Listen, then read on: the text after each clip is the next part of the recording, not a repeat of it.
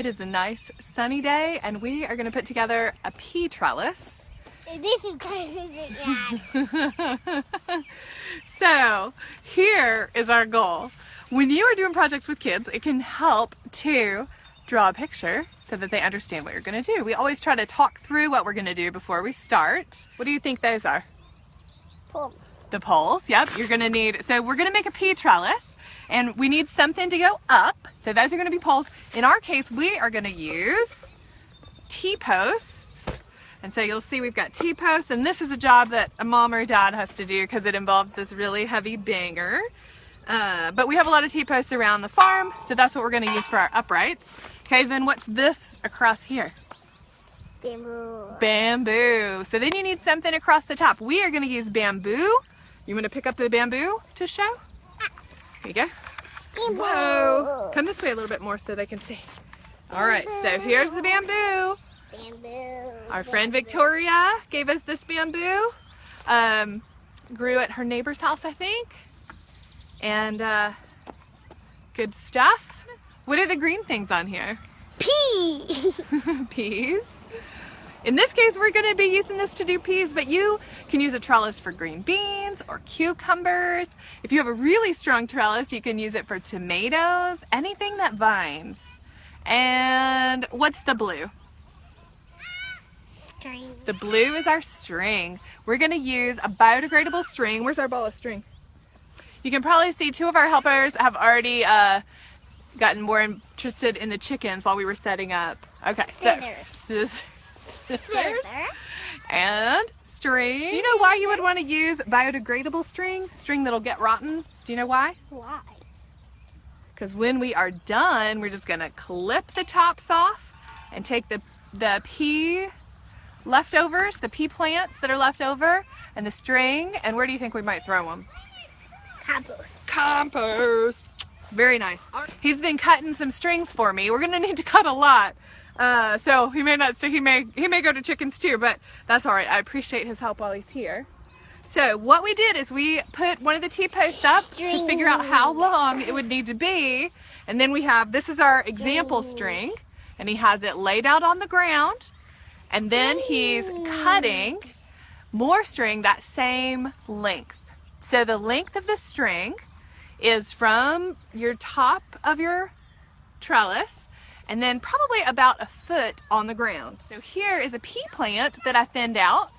And do you remember how what I told you, how we talked about the peas move? How? Can you show us? All right, and what does the pea tendril do? Around and around and around until it hits a string. Here's the string, and it holds on, and it climbs up the string. Now, It's climbing up. oh, it's climbing all the way up. Ah! So, let's talk about a couple more details, and then we will do. We'll get it put together. Put one of the pieces of bamboo right here so that you can see on the camera at home. And here's a string for me. Where's a string for you?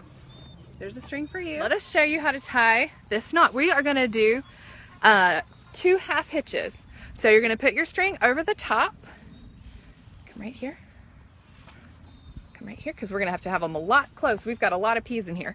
So then what you're going to do is you're going to go around the string and through that hole like that. Around the string. Uh-huh. So around Through that hole. and through that hole. Here's a close-up of that half hitch. And using the number 4 is a good way to remember. So this side is going to be the stem, the vertical on our 4, and it's going to go down to our peas. This one I'm going to make a 4. Then I'm going to tuck the tail through the top of the 4 and make it tight. That's 1 half hitch. Then make another 4. See the 4? Tuck that tail through, and you've got 2 half hitches. Why would you need a trellis? Do you have a guess? Yeah. Why a plant needs a trellis? I don't know. Well, these are plants that are vines. And so in the wild, the early ancestors of peas and cucumbers and beans and tomatoes, they would have been a vine. And what would they climb up in the wild? Tree. A tree. Like- They would find some trees or some brush or some Like shrub. poison ivy. Like poison ivy, exactly. So the ancestors of these plants would have been climbers, and vines are really well adapted for finding space. They could grow in a forest, and if they can get enough sunlight early to get going before the trees leaf out, and they can start climbing that tree, they can follow the sunlight and they can get up out onto the branches of those trees where they can collect sunlight too. So in our gardens, we give them a trellis and they'll climb the trellis. Now, there's a couple advantages for us as gardeners. So when your plants are laying on the ground, they're more susceptible to insects and to fungal diseases that are in the soil. So a trellis will get them up off the ground. And then it also lets us grow more in a small space. So I will show you a close-up of the garden bed. We have got peas in the middle and some cilantro that got mixed in with the seeds. Oops. And then we've got some Brussels sprouts and marigolds and broccoli all along the edges. This 4-foot bed can grow a lot of food because we're going to go vertical with the peas. We'll have more room. So lots of advantages to trellises. All right, are you ready to build one? Okay, you got to get off my shoulders.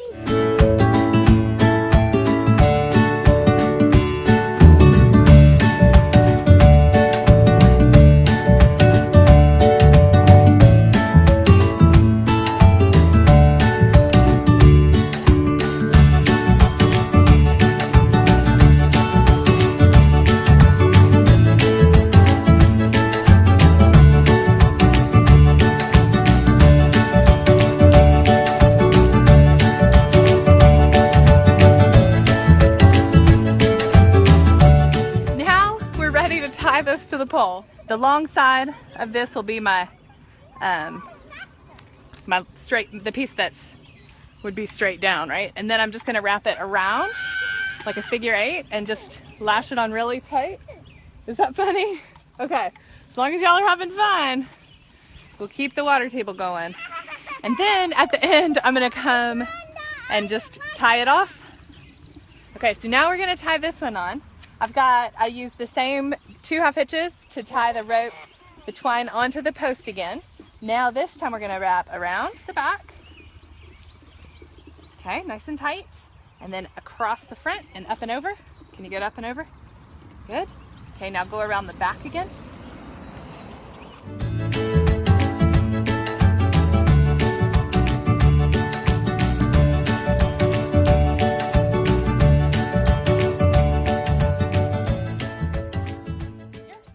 And then let's tie it off right there. How's that look? Yeah. Okay. So I'm just going to use this to tie it off.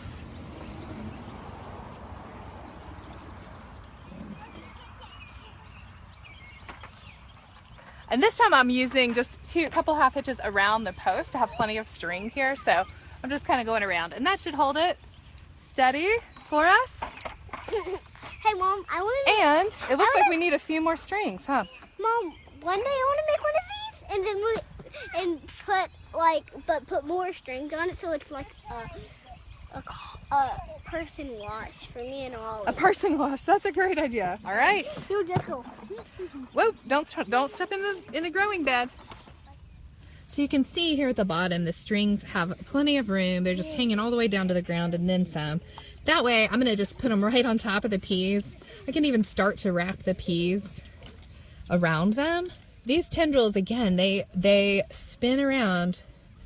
They twirl and twirl and twirl until they catch onto something. And so I can really just put these strings right onto the pea plants and they will catch a hold and head up. I haven't tied all the strings down yet, but I think I'm going to go ahead and get the rest of the pieces on, or the rest of the bamboo on, because I think that is probably what we're going to be able to accomplish today, and then I'll come out again maybe early one morning and do the rest of the strings.